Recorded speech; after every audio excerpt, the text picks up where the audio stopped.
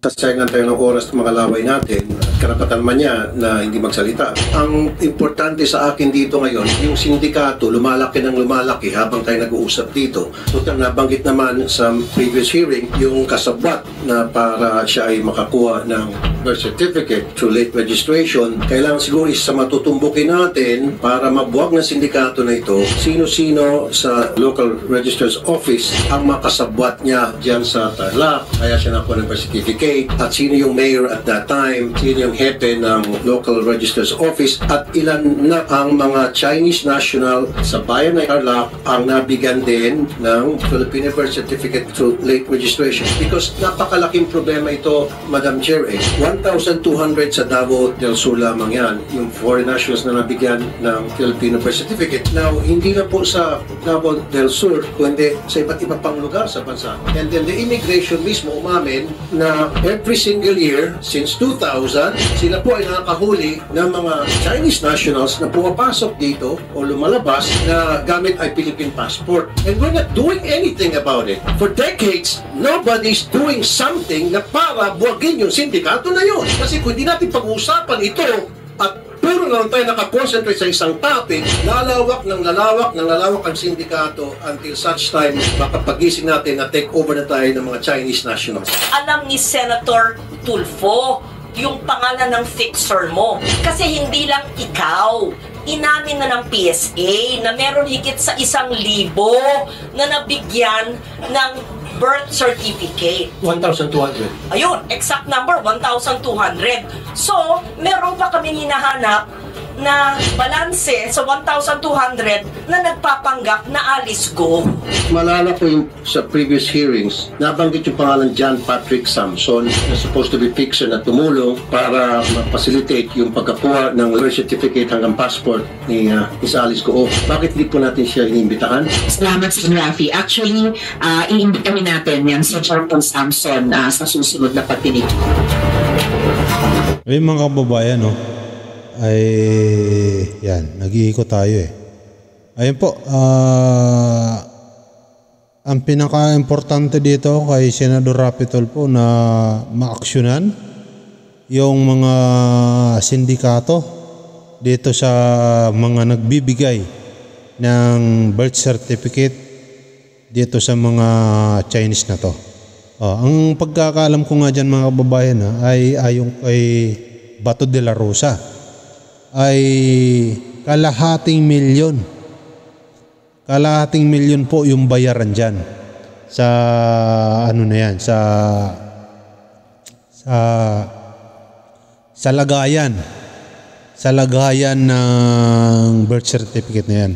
Sa mga talagang kung ikaw ay ordinaryong tao, hindi mo ordinaryong tao na Chinese, hindi mo gagawin yan na magbibigay ka ng kalahating milyon para lang mabigyan ka ng birth certificate kung talagang wala kang pinaplano.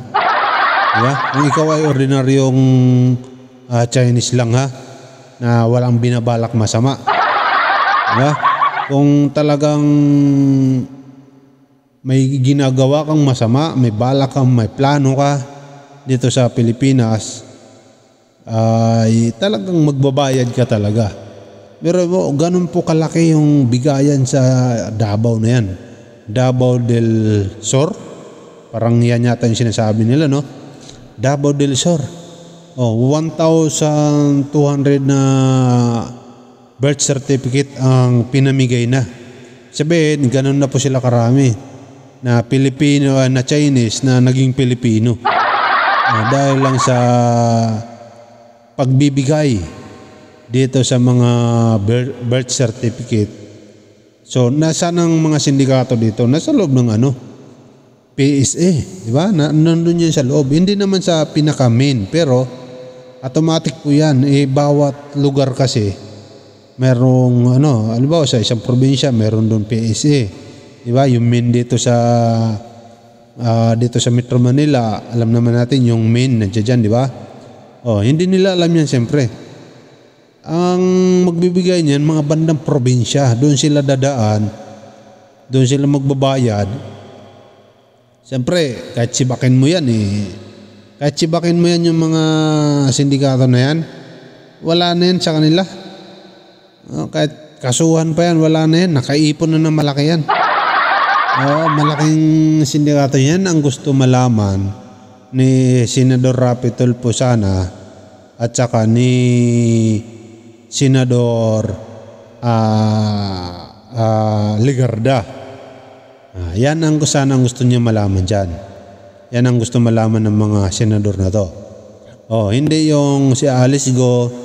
Nga si Alice Go, nandyan na yan para yun sa Pugo eh. Kaso nahihirapan naman kayo pakantahin eh. Wala kayong makuha impormasyon eh. Ano ba yan? Bakit naman hindi na pag-uusapan yung mga sindikato na yan? Ang tanong yan sino-sino may gawa dito? Baka mamaya di ba? Kung malaking sindikato yan, ibig sabihin hindi na kaya supilin yan. Kahit presidente siguro hanggat hindi umaamin hanggat walang nahuhuli. Sana sa susunod na pagdinig imbitahan na ni Senadora Risa Hontiveros itong nababanggit na pangalan na to na Patrick Samson. Sana dahil gusto natin malaman kung sino-sino yung mga kasabwat niya. Sa tingin ko nga, halimbawa, tulad na sinabi ko, kung ito ay sindikato, malamang sa malamang, magtatago na ito si Samson. Or, itatago na siya. Katulad ng pag-amin ni Alice Go. Diba? Kung ito si Alice Go hindi pinuno, ibig sabihin mayroon pa siyang amo. Kaya tinangkas ang itakas. Yun niya lang nahuli. Diba? Hindi niya alam kung sino natakas. Kasi walang cellphone, nakataklob para hindi makilala. Siyempre, nakataklob, nakasombrero, para hindi makilala na siya yun. Kaya nakatakas, pinatakas, di ba? Mga kababayan. Kaya sana dito kay Senadora Risa Hontiveros, sana sa susunod mapag-usapan nila yan. Diba? Pag-usapan po sana nila yan para naman malaman, matukoy na natin yung mga sindikato na to. Para tama. Baka mamaya pag mukat-mukat natin nasasakop na tayo. Sinasakop na tayo ng mga China na yan. At kung ano pa man mga lahi nila, di ba? Kasi mga Pilipino sila pero pag tinignan mo hindi naman Pilipino. Di ba? Yung mga Pilipino, mga Moreno, mga maitim, morena. Yung mga Chinese, singkit yung mata, ang Pilipino, laki mata. Kaya malalaman mo talaga mga kababayan. Okay? Sana kung sa susunod maimbitahan yan para mag-isa talaga. Salamat.